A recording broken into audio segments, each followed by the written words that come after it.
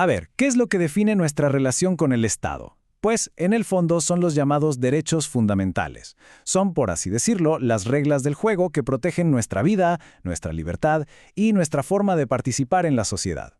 Así que en este recorrido vamos a meternos de lleno a ver qué significa ser ciudadano o ciudadana en Chile, y para eso hay que empezar por la pregunta más básica, la más esencial de todas. Y esa pregunta es, ¿cuándo empieza la vida? Parece simple, ¿verdad? Pues nada más lejos de la realidad. La respuesta, sea cual sea, lo cambia absolutamente todo. Porque es que estamos hablando del pistoletazo de salida para el derecho más importante que existe, el derecho a vivir. Ahí es nada. Y aquí es donde empieza el lío, el meollo de la cuestión. Por un lado tienes a la biología y también a ciertas visiones religiosas que dicen, ojo, la vida humana se protege desde la concepción, pero luego llega la ley, el Código Civil, y dice, un momento, para mí la existencia legal de una persona empieza cuando nace. Y claro, ahí tienes dos posturas enfrentadas que tienen que convivir en el mismo sistema legal. Pero espera, que la cosa se complica todavía más, porque vale, decimos concepción, pero ¿qué es exactamente concepción? ¿Es el momento justo de la fecundación, cuando se unen el óvulo y el espermatozoide, o es cuando el embrión se implanta en el útero? Y esto no es una discusión para filósofos, ¿eh? Es que hay sentencias de tribunales internacionales que han metido baza aquí, y cada interpretación tiene consecuencias legales enormes. Y para entender cómo se resuelve esto en Chile, esta cita del Tribunal Constitucional es fundamental. Lo que viene a decir es, a ver, la Constitución no dice que el no nacido sea una persona. Ojo, no dice que no haya que protegerlo, al contrario, lo llama un bien jurídico de la mayor relevancia, pero no es una persona en el sentido legal estricto. Y es justo esta distinción, este matiz, el que ha permitido legislar sobre temas como la despenalización del aborto en 3 causales. Vale, ya hemos hablado del derecho a existir, que es la base de todo. Pero una vez que existimos, la gran pregunta es, ¿cómo vivimos? Y aquí entramos en el terreno de las libertades personales, de todo aquello que nos permite ser autónomos y vivir con dignidad. La libertad personal, en el fondo, es muy simple. Es el derecho a ser dueños de nuestro propio cuerpo. Así de claro. Es la idea de que nadie puede restringir nuestros movimientos o detenernos porque sí, de forma arbitraria. Es nuestra primera muralla de protección. Pero claro, ¿en qué se traduce todo esto en el día a día? Pues la Constitución lo deja bastante claro. Significa que podemos elegir dónde vivir y movernos por el país sin pedir permiso. Significa que no nos pueden detener si no hay una razón legal y en un lugar oficial. E incluso, algo súper importante, significa que nadie nos puede obligar a declarar en nuestra contra. Son, como quien dice, los escudos que nos protegen a diario.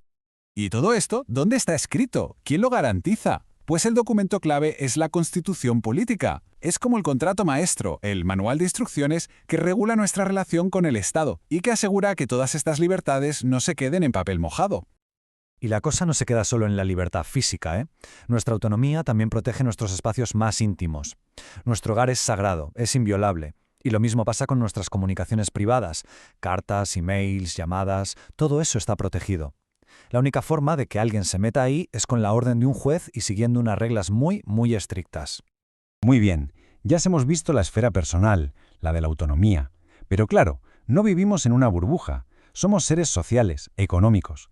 Y eso nos lleva a la siguiente pregunta. ¿Cómo nos relacionamos con el mundo material?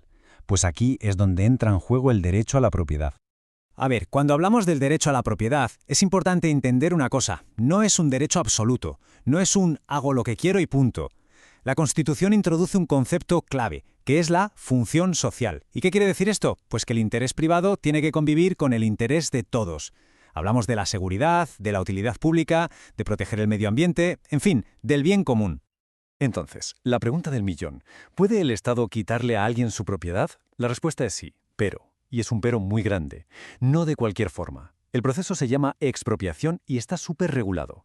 Tiene que haber una ley, una causa de interés nacional que lo justifique y, lo más importante, se tiene que pagar una indemnización justa. Y ojo al dato, el Estado no puede tomar posesión de nada hasta que no haya pagado.